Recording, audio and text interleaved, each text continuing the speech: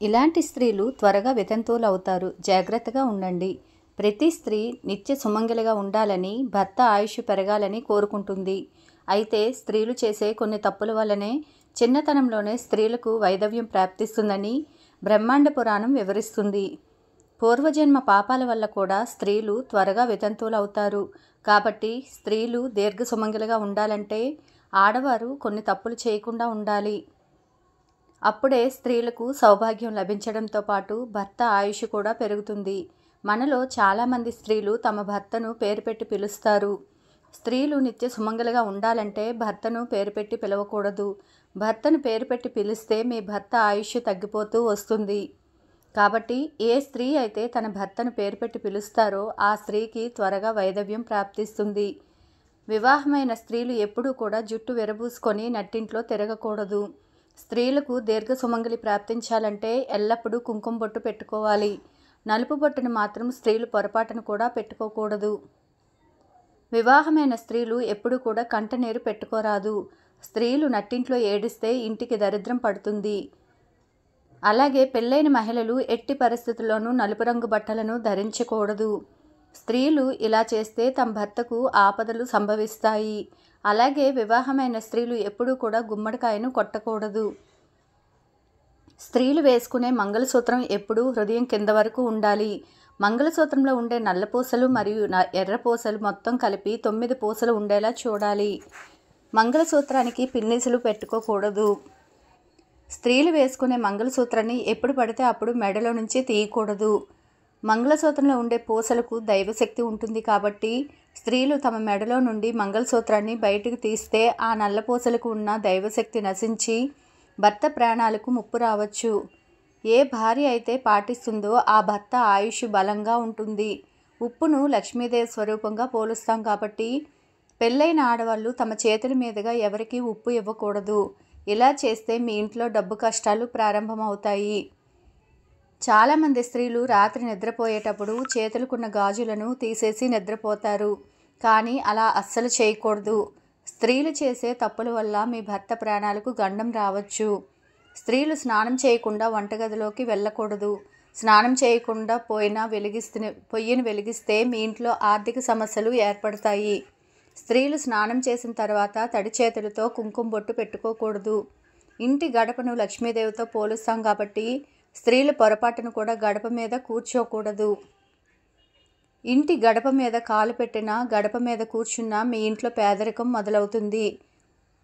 నెలసరి వచ్చిన మొదటి 3 రోజులు ఆడవారికి రజదోషం ఉంటుంది. నెలసరి 4వ రోజున స్త్రీలు తలస్నానం చేసి ఒక చిన్న పసుపు ముద్దను మింగాలి. దీనివలన శరీరంలో ఉన్న చెడు బ్యాక్టీరియా నశించిపోతుంది. ఇక నెలసరి 5వ రోజున ఉదయం 9 గంటల లోపే స్త్రీలు తలస్నానం చేసేయాలి. నెలసరి 5వ రోజున స్త్రీలు ఇంట్లో దీపారాధన చేసుకోవచ్చు. స్త్రీలకు నెలసరి వచ్చిన మొదటి రోజున చేతికున్న మట్టి గాజులను తీసేసి మెటల్ గాజులను వేసుకోవాలి. అలాగే కాటుక, బొట్టు మరియు పూలు పెట్టుకోకూడదు. వాస్తుశాస్త్రం ప్రకారం మన పూజ గదిలో ఉండే వినాయకుని పటం 1 కంటే ఎక్కువ ఉండకూడదు. అలా ఉంటే మాత్రం మీ ఇంటికి శుభకార్యాలలో ఆటంకాలు ఏర్పడతాయి.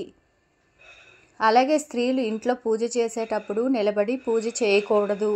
చక్కగా కూర్చొని దేవుణ్ణి పూజించాలి. పూజ చేసే స్త్రీలు కాళ్ళకు పసుపు రాసుకొని పూజ చేయాలి.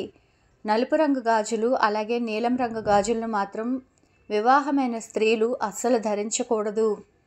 మంగళవారం మరియు శుక్రవారం రోజుల్లో మగవాళ్ళు క్షవరం చేసుకోకూడదు. ఇంట్లో దీపారాధన చేసేటప్పుడు పూజ గది ముందు ముగ్గు వేసి పూజ ప్రారంభించాలి. అప్పుడు మాత్రమే మీరు పూజలకు చేసే పుణ్యం ఫలితం లభిస్తుంది. శుక్రవారం అంటేనే లక్ష్మీదేవికి ప్రీతికరమైనది కాబట్టి ప్రతి శుక్రవారం ఇంటి గడపకు పసుపు రాయాలి. శుక్రవారం పూజ చేసే స్త్రీలు తమ మంగళసూత్రానికి కుంకుమ బొట్టు పెట్టుకుంటే మీ భర్త ఆయుష్ పెరగడంతో పాటు మీ భర్త సంపద కూడా విపరీతంగా పెరుగుతుంది. మహిళలు జుట్టు విరబూసుకొని పూజ చేసుకోకూడదు. ఇలా చేస్తే మీ భర్తకు మంచిది కాదు. ముఖ్యంగా ప్రతి మంగళవారం అలాగే శుక్రవారం స్త్రీలు తలస్నానం చేయకూడదు.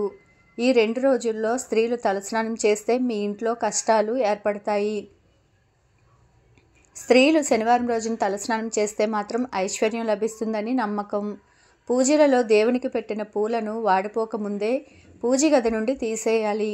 ఎండిన పూలను పూజ గదిలో ఉంచితే మీ ఇంట్లో నెగిటివ్ ఎనర్జీ ఏర్పడుతుంది. ప్రతి ఆదివారం రోజున రావి చెట్టును కానీ తులసి మొక్కను కానీ పూజించకూడదు. ప్రతి ఆదివారం నాడు కానీ రావి చెట్టులో దరిద్ర దేవత నివాసమే ఉంటుంది. అలాగే ప్రతి ఆదివారం నాడు తులసమ్మ ఉపవాసం ఉంటుంది. కాబట్టి ఈ 2 దేవతా వృక్షాలకు మాత్రం ఆదివారం పూజించకూడదు. ఇంటికి దిష్టి తగలకుండా ఉండేందుకు రాక్షసుల ఫోటోలను ఇంటి గుమ్మాలకు కట్టకూడదు. గుమ్మం ముందు రాక్షసుల ఫోటోలు ఉంటే మీ ఇంటి యజమానికి తరచూ అనారోగ్య సమస్యలు ఏర్పడతాయి. ఇంటికి దిష్టి తగలకుండా ఉండేందుకు ఒక గుమ్మడికాయను ఇంటి ముందు కట్టుకోండి. మీ కుటుంబం అంతా సుఖ సంతోషాలతో జీవిస్తారు. ఏ స్త్రీ అయితే దేవాలయాల్లో ముగ్గులు వేస్తుందో ఆ స్త్రీకి మాత్రం 7 జన్మల వరకు వైధవ్యం రాదని, సుమంగలిగానే మరణిస్తుందని దేవి భాగవతం వివరిస్తుంది. మీ కుటుంబానికి పితృదోషాలు ఉంటే కనుక అనేక సమస్యలు ఏర్పడతాయి. దీని కారణంగా మీ కుటుంబంలో ఉన్న స్త్రీలకు చిన్న వయసులోనే వైధవ్యం ప్రాప్తిస్తుంది. ముఖ్యంగా సంతాన భాగ్యం లేనప్పుడు పుట్టిన సంతానం జీవించకపోవడం ఎలాంటి తీవ్రమైన సమస్యలు సంభవిస్తాయి. కాబట్టి మీ కుటుంబానికి ఎలాంటి పితృదోషాలు ఉండకూడదు. అంటే ప్రతి అమావాస్య రోజున మీ పూర్వీకులకు స్మరించుకోండి. స్త్రీలు ఉదయం నిద్ర లేచిన వెంటనే ముందుగా వాకిలిని శుభ్రం చేసుకొని ఇంటి ముందు ముగ్గులు వేయాలి.